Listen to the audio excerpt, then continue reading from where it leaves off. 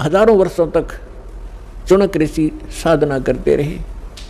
गीता अध्याय नंबर 11 के श्लोक नंबर 32 में गीता ज्ञानदाता कहता है कि अर्जुन मैं काल हूँ और सब लोगों को अक्षय करने के लिए, इनका नाश करने के लिए अब मैं प्रवृत्त हुआ हूँ।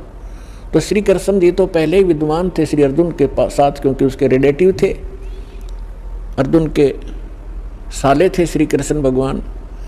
और वो श्री कृष्ण नहीं, उसमें वो काल बोल रहा था, जो कहता ये देख मेरा ये वास्तविक स्वरूप है और मैं काल हूँ, हजार भुजा है उसके। और गीता अध्याय नंबर 11 के श्लोक नंबर 21 में अर्जुन कह रहा है कि भगवान आप तो इन सभी ऋषियों को खा रहे हो, सभी देवताओं को भी खा रहे हो, सिद्धों के समुदाय आपके सामने हाथ जोड़कर खड़े हैं और वेदों के सूक्तों से आपकी ही स्तुति कर रहे हैं और आप उनको भी खा रहे हैं। तो गीता अध्याय नंबर 11 के श्लोक नंबर 32 में गीता ज्ञानदाता कहता है कि मैं तो काल हूँ भाई, और इन सबको खाने के लिए अब प्रवृत्त हुआ हूँ। तो गीता अध्याय नंबर 11 के श्लोक नंबर 47-48 में ये गीता ज्ञानदाता कहता है कि ये मेरा वास्तविक रूप है, मैं ऐसा हूँ जो अब तुम्हें दिखा है, और मेरे इस रूप के दर्शन तेरे अतिरिक्त पहले कभी किसी ने नहीं हुए और आगे नहीं हो सकते। मैं ना किसी जप से, ना तप से, ना किसी क्रिया से और ना किसी वेदों में वर्णित विधि से मेरी प्राप्ति नहीं हो सकती।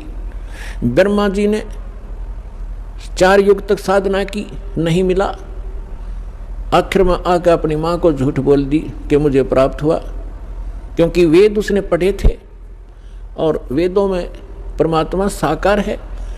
तो श्रीमद् देवी भागवत के अंदर ब्रह्मा जी खुद कहते हैं अपनी माता दुर्गा को कि माता जी अनुभव कुछ और बोलता है और वेद कुछ और बताते हैं, इनमें बहुत ही द्वितीयवाद है, इसका कारण क्या है। तो दुर्गा को उस काल ने धमका रखा है कि खबरदार जब मेरी किसी को भी तूने जानकारी दे दी, मैं गुप्त रहूँगा और मेरा भेद किसी को नहीं बता देगी। तो उसके डर से देवी उसको गोलमोल कर देती है कि मैं ही सब कुछ हूँ, मैं ही ब्रह्म हूँ, मैं ही सब कुछ हूँ, ऐसे गोलमोल कर देती है। फिर भी ब्रह्मा जी कहते हैं कि अनुभव कहता है, अनुभव हम करते हैं तो मिल नहीं रहा, और वेद बताते हो साकार है, एक स्थान पर बैठा है। तो ये दोगला सा ज्ञान है माता। तो कहने का भाव ये है कि गीता ज्ञानदाता कहता है कि मैं ना वेदों में वर्णित विधि से, ना किसी जप से, ना तप से, ना किसी क्रियाओं से कभी नहीं प्राप्त हो सकता। तो इसलिए गीता अध्याय नंबर 7 के श्लोक नंबर 24 और 25 में ये खुद कहता है कि मैं अव्यक्त हूँ, अपनी योग माया से छुपा रहता हूँ, ये मेरा अनुत्तम विधान है, अटल विधान है। अनुत्तम